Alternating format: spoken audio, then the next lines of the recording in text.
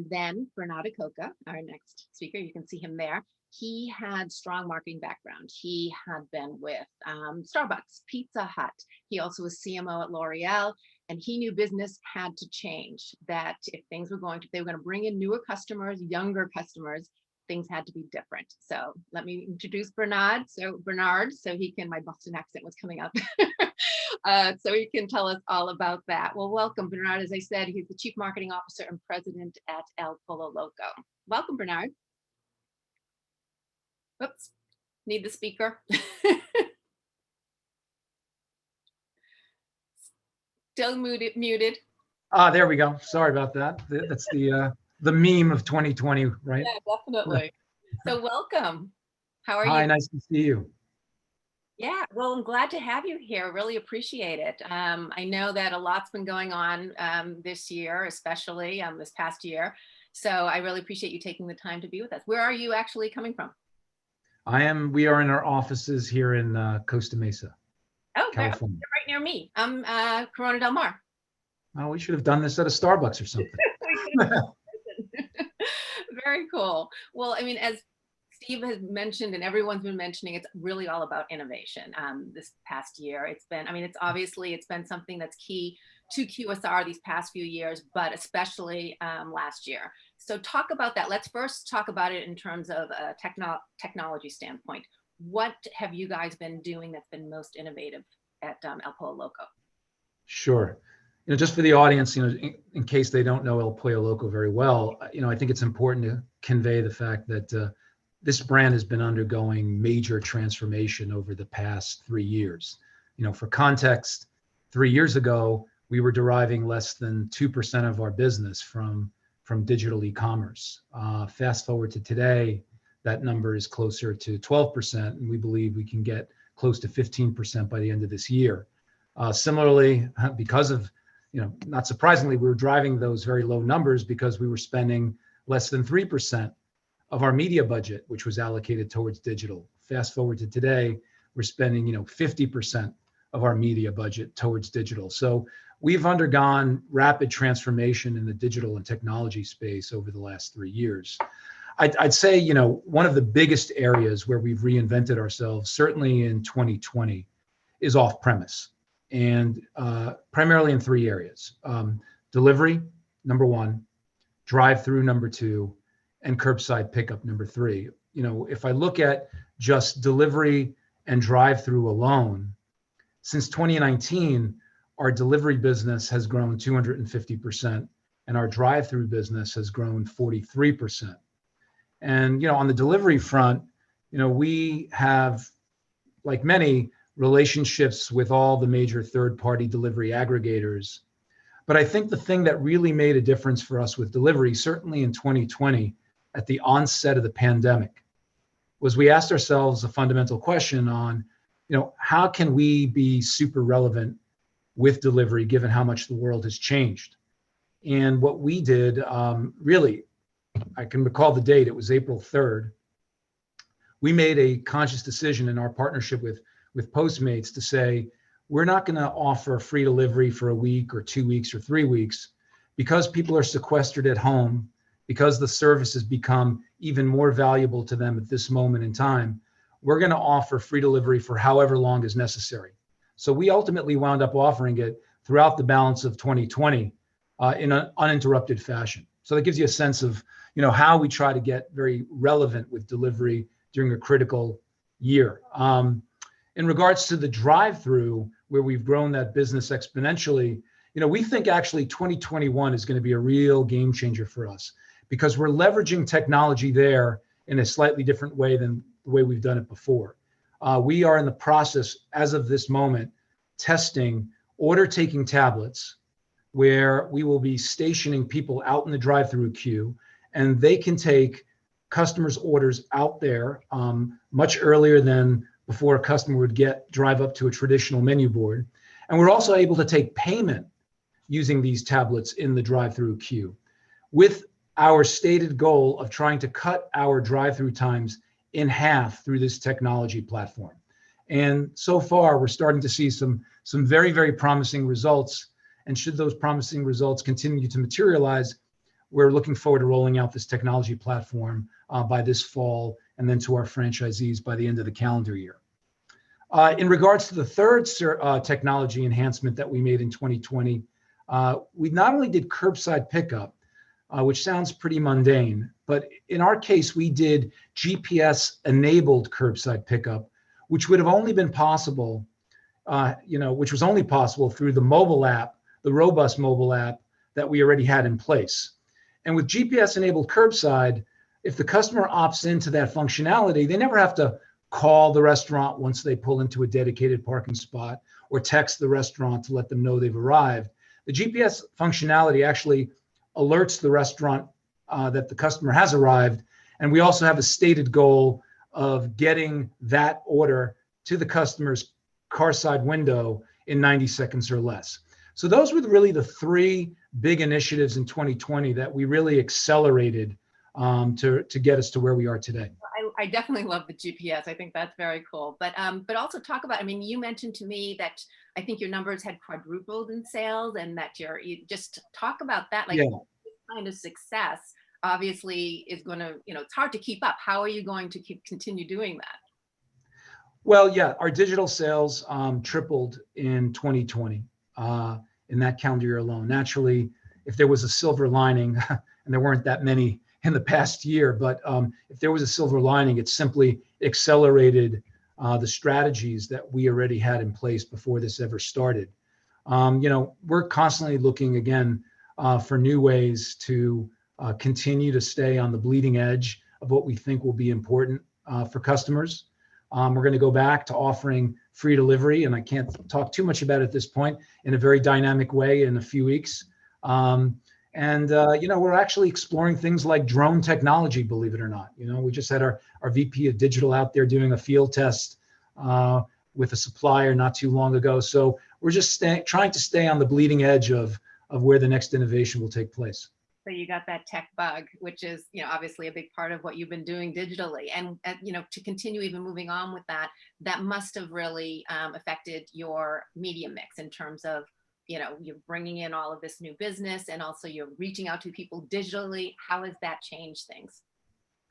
Well, I think the big game changer for us is how we go to market. So naturally, as I said before, 50% of our media dollars are now allocated towards digital, and a disproportionate of that amount is going to social media, where social has really just enabled us to become really just great listeners in terms of what our customers are telling us. And naturally, we were always doing that, but the power of social, at the risk of being pedantic here, is that you're able to do it really real time. And I think a perfect example of that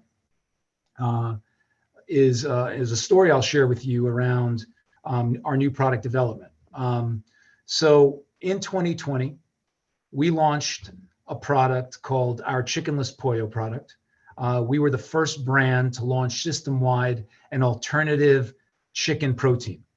And when we launched that in February of 2020, it was received very, very favorably.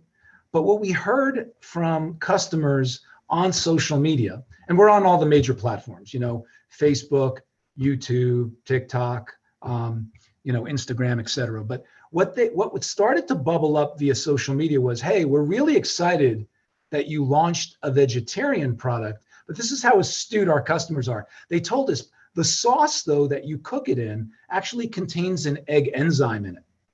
And so therefore, it's not truly vegan.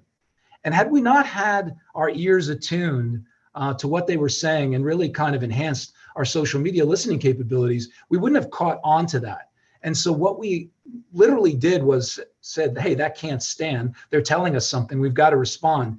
And literally in a matter of 3 months, we worked with the supplier, took the egg enzyme out of the sauce, got the product certified as vegan with the American Vegetarian Association, and re-rolled it out. And so I just think that's the power of digital, is just these real-time interactions, these two-way bilateral conversations you have with your customers, where you can go to market with alacrity and speed in a way that you just simply couldn't go to market before. And I agree. And you talked about how you're on all of the channels. I think TikTok, though, is one of your more recent ones that you've sort of discovered but are really excited about. Talk about the experience there. Yeah, I'm super excited about TikTok. I mean, just recently we celebrated a milestone. It was just this week where we managed to acquire on TikTok the same number of followers we have on Instagram, and it took us at least 5 years to get those number of followers on Instagram. So TikTok is proving to be this really dynamic game changer for us. And I just think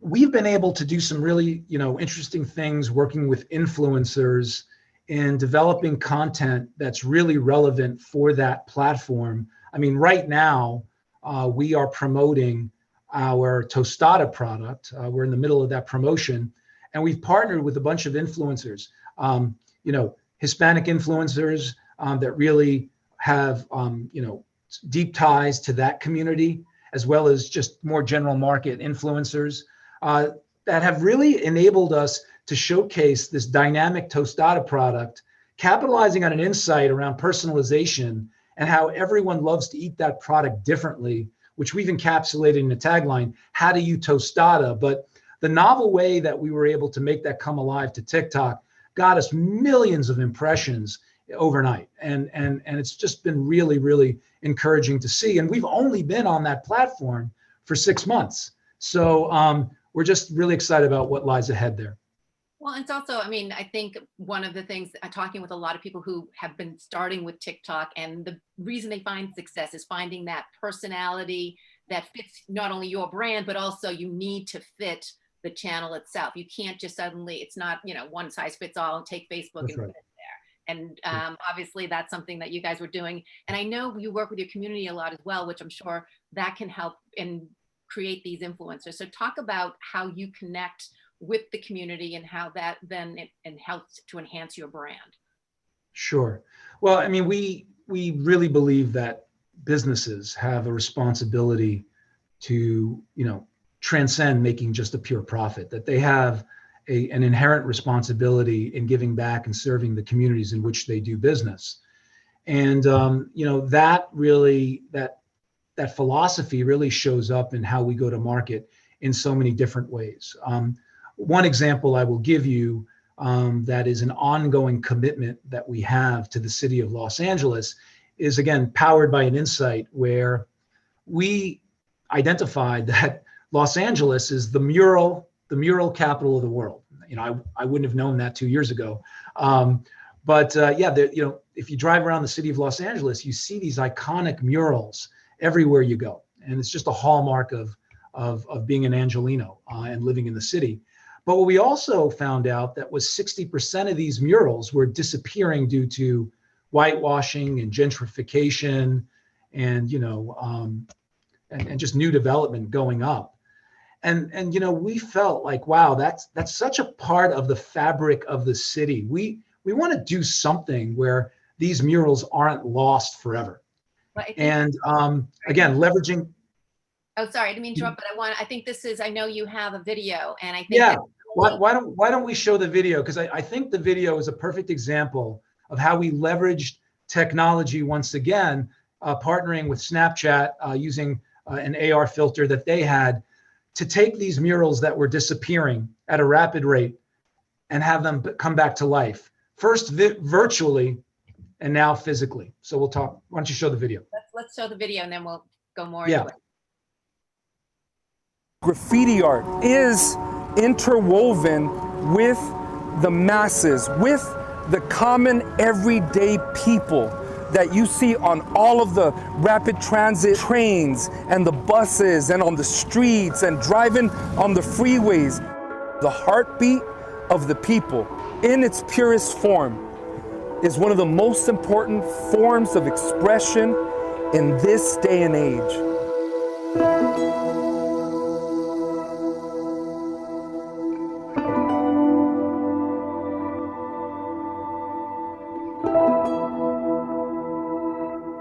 Yes, and I paint, but many people paint over my mural. The murals in LA is a message from the artist for all around the world.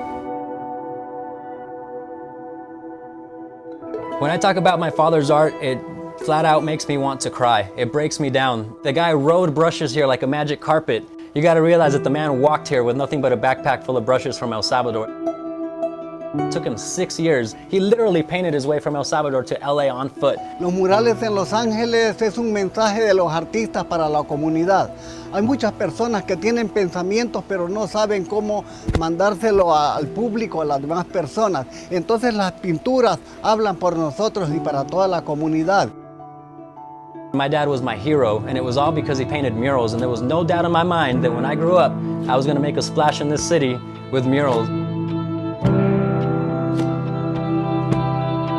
Preserving art projects in LA that have a cultural context within the communities that they're in is what's important.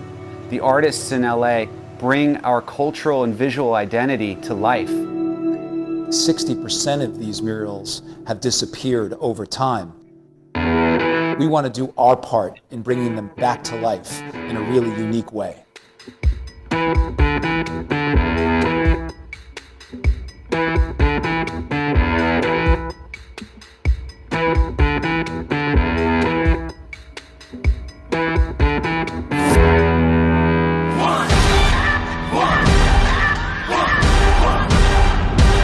Pollo Loco is going beyond the digital preservation of these murals by offering up our restaurant storefronts as being the new canvases for these murals. We want to not just bring them back digitally, we want to bring them back to life permanently.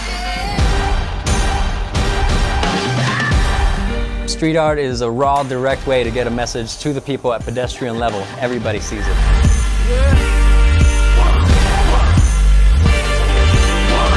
Latino murals here in LA are an anchor to Latino culture in America. It's a way for us to represent ourselves. If we're not going to see ourselves on the screens, we'll see each other on the walls, right? It's the art of our people. It's the voice of our children and our elders. This is my voice. They've taken it as the art of the people. El arte de la gente.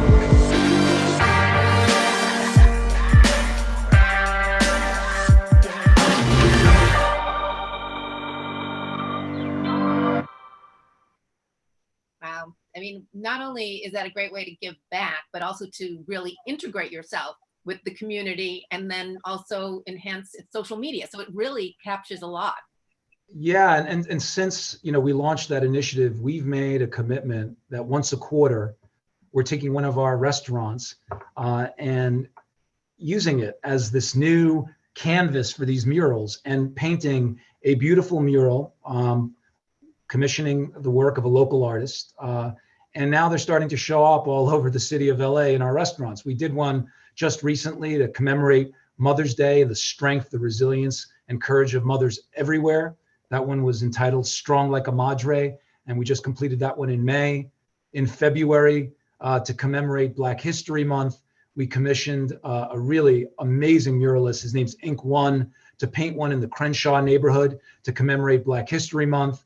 And we also, in that, the restaurant that had that mural adorned on the side of its building, we took 5% of that company's sales for the month of February and donated it to a charity called the Brotherhood Crusade that was literally located across the street from that restaurant to give back to troubled youth in that community, looking for opportunities to develop life skills, find new jobs, interview skills, etc. So it really does come full circle at the end of the day, and we're looking very much forward to creating more of these murals in the future.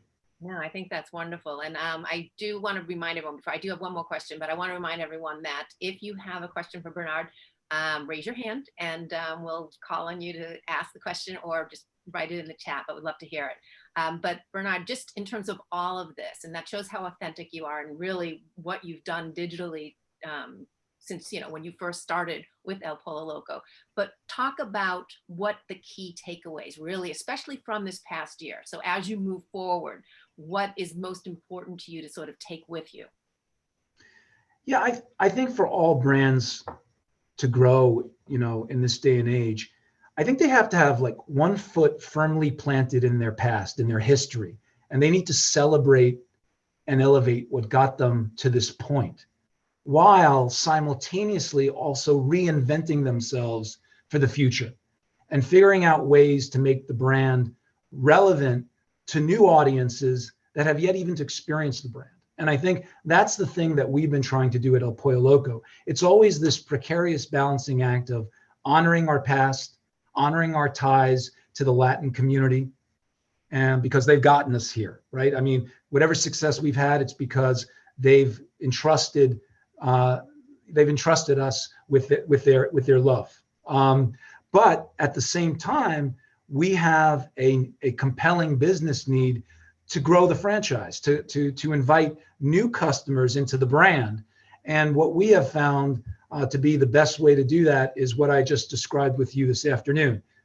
Do it through the digitization of your business, through really leveraging social media, which tends to skew younger, which is a mandate within the company that we want to grow with younger customers.